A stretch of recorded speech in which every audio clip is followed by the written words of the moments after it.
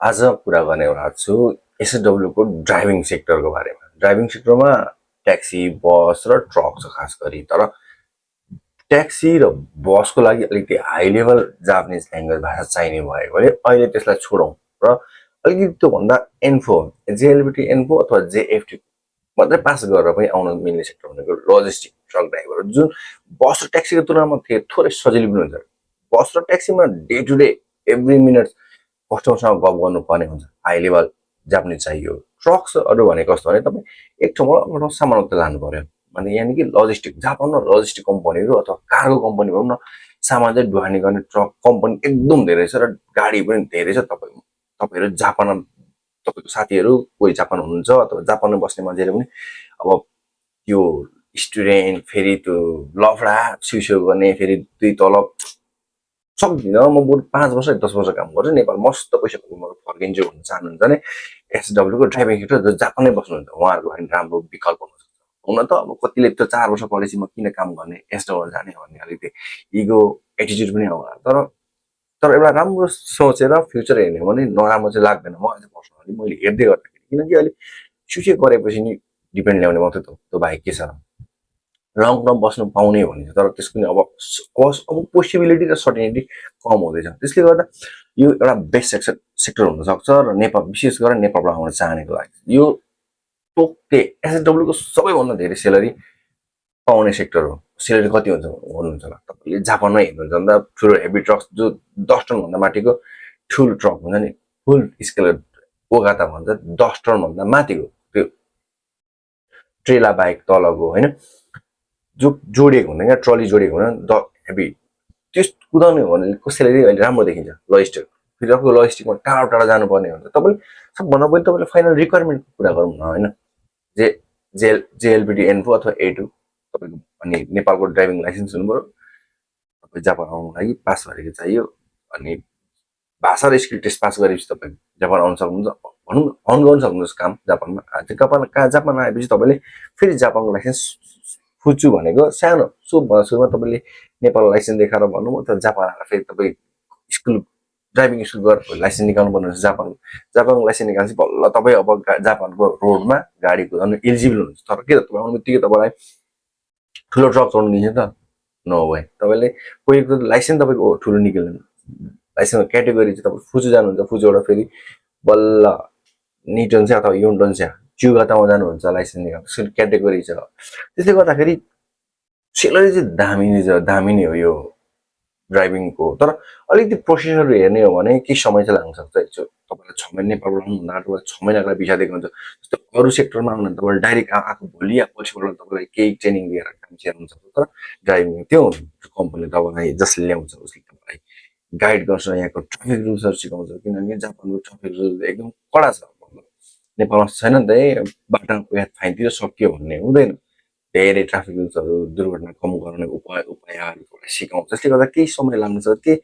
केही झन्झटिलो पनि लाग्न सक्छ। प्रोसेसहरू हुन्छ यस्तो रहेछ, झन्झटिलो रहेछ, बेकार आइएछ भन्ने एउटा अलिकति गिल्टी पनि आउन सक्छ। तर राम्रो चिज हुनुलाई त सबै फेजहरू पार गरेर आउनु पर्यो नि त होइन। सो नेपालबाट जापान ड्राइभिङ भिसामा ट्रक ड्राइभरमा आउँछु भनेर सोच्नुपर्ने किनभने म नर्मल्ली 40 मानसम्म 40-45 मान मजाले कमाउँछ ठुलो ट्रक कुदाउने। तर तपाईँ आउनु बित्तिकै त कुदाउनु पाउनु तपाईँले मिनिमम तपाईँ 3 इयर्स चाहिँ ग्याप राख्नुपर्छ भने तपाईँ पहिला त लाइसेन्स निक्लिँदैन ठुलो एकैचोटि। त्यो तपाईँ आउनुहुन्छ तपाईँलाई म्याक्सिमम् कस्तो ल्याउँछ भने मैले थाहा पाउँदाखेरि देखेको सानो ट्रकहरू पनि हुन्छ लजिस्टिकमा। त कुनैमा 2 टनको ट्रक हुन्छ, कुनैमा ट्रक हुन्छ, 600 सीसीको हुन्छ, ट्रक्सहरू हुन्छ, अनि 4 टनको हुन्छ, 8 टनको हुन्छ, 10 टनको हुन्छ, ट्रेला हुन्छ लजिस्टिक कम्पनीहरूको। सो धेरै जस्तो लजिस्टिक कम्पनी जसको चाहिँ सानो ट्रकहरू हुन्छ नि, सबैले सानोबाट सुरु गर्छन्। सो लाइसेन्स सुरुमा सानोबाट निस्किने भएकोले तपाईँ 2 टन या 4 टनको लजिस्टिक ट्रकहरूबाट सुरु हुन्छ। फेरि तपाईँ एक्लै जान सक्नुहुन्छ त नभए तपाईँले बाटोको सिग्नल पढ्नु सक्नुहुन्न। धेरै जति सिके पनि आएर नेपालमा पढिरहेको मान्छेले मलाई कति ट्रकहरूमा 2 जना हुन्छ डेलिभरी गर्ने, अथवा लामो ठाउँमा जाँदा पनि सानो ट्रकहरू पनि लामो रोड जान्छ नि त,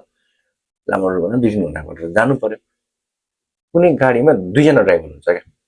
जाने आउने ठाउँमा, कुनैमा सिङ्गल पनि हुन्छ। त्यो धेरै जस्तो कम्पनी नयाँ मान्छे भएकोले तपाईँले एक्लै कुनै ठाउँ पठाउँछ भने चाहिँ नसोच्दैन, त्यो त्यस्तो डराउनु चाहिँ पर्दैन। तर आइसकेपछि अब त्यही हो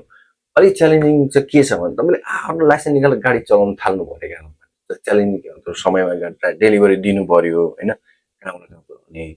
अनि त्यो चिजलाई ह्यान्डल राम्ररी गर्नु मतलब बिग्रेको छ कि छैन कस्टमरलाई त समयमा डेलिभरी दिनु पर्यो लजिस्टिक भन्नु बित्तिकै सामान साह्रै मात्रै हुँदैन डेलिभरी दिनु पनि हुन्छ एउटा गोदामबाट अर्को गोदाममा पुऱ्याउने सफलतापूर्वक पुऱ्याउनु पऱ्यो बाटोमा दुर्घटना हुने सम्भावना धेरै हुन्छ त्यसमा ध्यान दिनु पर्यो मेन भनेको जापानमा लाइसेन्स निकाल्नु भन्नु चाहिँ बाटोमा निस्किसकेपछि गाडीलाई सुरक्षित तरिकाले मतलब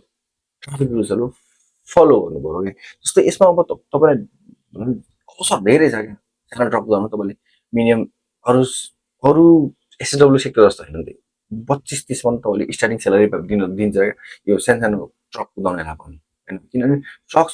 कुदाउने मान्छेले धेरै चिजहरू सेक्रिफाइस गरेको हुन्छ क्या निन्द्रा सेक्रिफाइस गरेको हुन्छ तपाईँले राति कुदाउनु पर्छ सिफ्ट हुँदैन यो सेक्टरमा सिफ्ट हुँदैन अरू जस्तो ट्याक्क 8 to 5 9 to 6 समय हुँदैन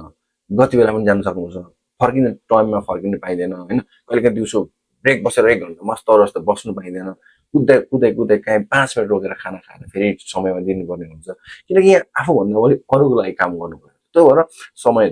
समय भनौँ सेलेरी धेरै दिएको हुन्छ तपाईँले लाइसेन्स निकाल्नु गाडी चलाउन थाल्नु चुनौतीहरू धेरै छन् अवसरहरू होइन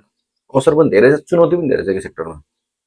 अवसर त भने अवसर भने के हो भने सेलेरी त भने होइन सेलेरीसँग स्किल सिक्न पाइयो अपग्रेड हुँदै गएपछि तपाईँ ठुलोसम्म जान सक्नु भने तपाईँले अझै राम्रो सेलेरी ल्याउन सक्नुहुन्छ सँगसँगै 5 वर्षपछि तपाईँ 2 मा गएपछि फ्यामिली ल्याउन सक्नुहुन्छ तर त्यो छोड्नु त फ्यामिलीको बाटो पछाडि तपाईँ फ्यामिली भन्दा एक्लै बस्दा पैसा धेरै कमाउन सक्नुहुन्छ यसको बारेमा अर्को भिडियो बनाउनुहोस् सो यसमा के छ त चुनौतीहरू पनि धेरै छन् जस्तै होइन सजिलो त हुँदैन काम मनी हेऱ्यो भने लामो ठाउँमा 2 सम्म जानुपर्छ लामो ठाउँमा 2 घन्टा मेन भनेको ढाड दुख्ने क्या त्यही त गाडी कुदाउँदा ठुलो गाडी हुन्छ अथवा सानो गाडी भने धेरै चलाउनुपर्छ शरीरहरू दुख्ने यो पाटाहरू दुख्ने जिउ दुख्ने हुनसक्छ होइन म्यानेजमेन्ट गर्नु गाह्रो हुन्छ क्या समय होइन कहिले धेरै ट्राफिक जाम हुन्छ सानो गल्तीले पनि ठुलो दुर्घटना हुनसक्छ कहिले आफूले सही कुदाए पनि अर्को मान्छेले गल्ती गरेर छोइदिन सक्छन् त्यो पनि चुनौती नै हो होइन अर्को भनेको जस्तै धेरै पानी पर्छ बर्खामा जाडोमा हिउँ बर्सिन्छ क्या ठाउँमा होइन यस्तो भयो 37 38 छ यति बेला फुकुकमा भने यही समय यहीँनिर डिसेम्बरतिर हिउँ पर्छ कहिलेकाहीँ हिउँमा पनि जानै पर्ने हुन्छ डेलिभरी दिनु पर्यो हिउँमा चिप्लिने हुन्छ पानी ठुल्ठुलो पानी पछि कस्तो पानी जान्छ के हुन्छ त्यो चिजलाई चाहिँ अलिकति मेन्टल दिमागमा राख्नु पर्यो चुनौती त्यहाँ हुन्छ सबैभन्दा पहिला अब जापानमा यदि तपाईँ सफल रूपमा ड्राइभिङ काम गरेर पैसा कमाउँछु भन्ने सोच्नु भाषामा सबैभन्दा मेरो भाषा ल्याङ्ग्वेज जापानिज भाषा तपाईँ राम्रो बनाउनु भने बाँकी चिज सबै तपाईँ बिस्तारै बिस्तारै बनिँदै आउँछ क्या धेरै चुम्बक जापानिज भाषालाई चुम्बक मानिने हुन्छ क्या अरू चिजहरू बिस्तारै तान्दै तान्दै तान्दै स्किल चाहिँ सिक्ने चिज हो नि त फेरि सिकिन्छ पछि सिक्ने भाषा जानेपछि तपाईँले स्किल सिक्नुलाई समय लाग्दैन होइन कति कुराहरू त तपाईँले अहिले युट्युबमा नि खोजेर सब सिक्नु सक्नुहुन्छ धेरै नेपालबाट आउनुभन्दा अगाडि तपाईँ जब भिसा अप्लाई गर्नुहुन्छ अथवा कम्पनी खोजेर अप्लाई गर्नुहुन्छ मस्त समय दिनुहोस् क्या त्यसलाई छोडिदिन्छ भने भिसा अप्लाई गरेपछि आउँछ चाँडै आउँछ एसडब्ल्यू त्यसपछि समय दिनुहोस् क्या यसलाई होइन युट्युब हेरेर हुन्छ कसरी हुन्छ त्यही भएर